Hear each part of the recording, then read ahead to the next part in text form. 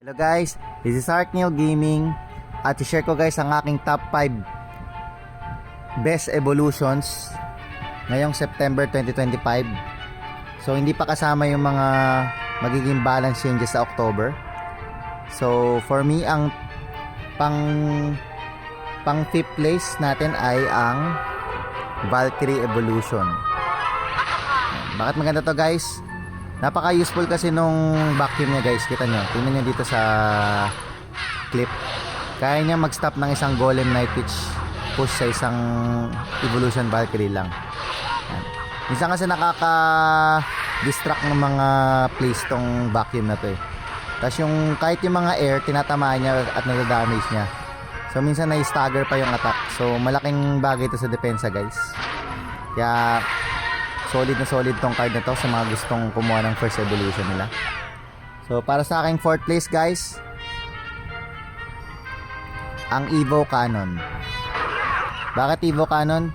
Karamihan ng mga cycle decks ngayon ito yung ginagamit kasi una sa lahat ang Cannon 3 elixir lang, tapos napakaganda ng kanyang barrage. So yung Cannon pa lang mismo eh na magandang card na, so pag in-evolve mo pa siya, same lang yung stats pero may bonus ka pang parang malaking AoE na fireball. So napakasulit talaga.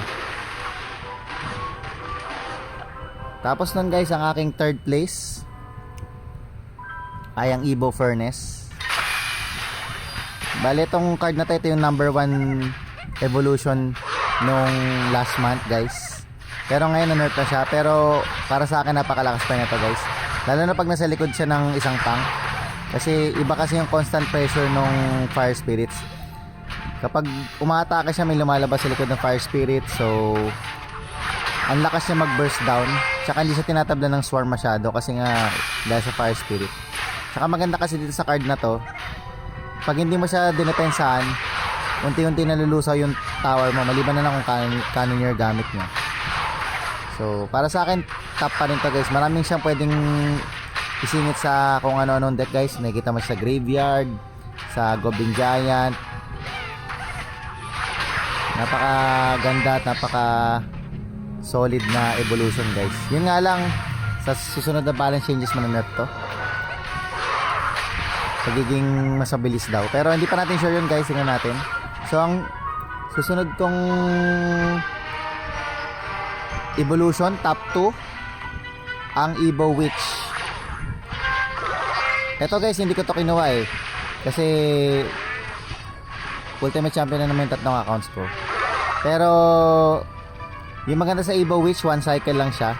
Tapos nun, kapag hindi mo siya napatawid sa bridge, ang hirap niya i-burst down, lalo na pag wala kang lightning o rocket. Tapos parang ang hirap siya patayin. Lagi siyang nag-heal. Minsan hindi nga siya namamatay kaya nga nakakainis tong card na to. Kaya deserve talaga to ng nerf. So balita ko yung nerf daw yung heal per skeleton ulit niya. So baka mas konti ang gumamit to next season. So suggestion ko, kung gusto nyo maghabol ng Ultimate Champion, i-upgrade nyo na to ngayon. Pero suggestion ko wag na muna kasi manerf siya next season. Tsaka next season bibigyan ng 3 shards ni Supercell to eh. So mas maganda kung kaya nyo naman na wag yan lock to, hold nyo muna. So ngayon September, syempre, obvious naman, ang top 1 ay ang Baby Dragon Evolution. Napaka-solid ng kanyang effects. Dalawa kasi effect niya, yung isa papabagal, yung isa papabilis. So, pamabagal sa mga kalaban sa square, tapos pampabilis sa mga kampi mo sa square na radius, nasa square na area. So, bakit maganda tong card na to? Ang ganda niya sa depensa. Tapos, pa nag-counter push ka, bumibilis lahat ng troops mo. So maraming na-open na deck dito guys. Nandiyan yung P.E.K.K.A Baby Dragon, yung mga Royal Hugs Baby Dragon. Ginagamit din to sa mga balloon para bumilis yung balloon. Napakadami niyang uses. Tsaka ginagamit siya sa karamihan ng mga deck ngayon. Kahit beatdown, kahit sa graveyard, ginagamit pa nga ito eh. So yun nga lang, next season nabaltaan ko gagawin nilang 2 cycle evolution to. Pero tingin ko solid pa rin to guys. So safe pa rin naman siguro na kunin nyo to ngayon. Kasi ngayon mabilis tayo nakapag Ultimate Champion gamit yung Baby Dragon deck natin na may P.E.K.K.A. So check na lang sa content ko kung anong deck yun. So yun na lang guys, sinare ko lang top 5 evolutions ko for September 2025. Ayan, so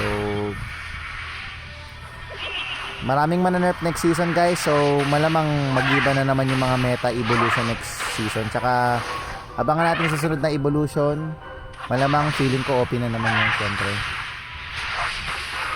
So yun na lang guys, thank you for watching, sana may tutunan kayo, bye bye.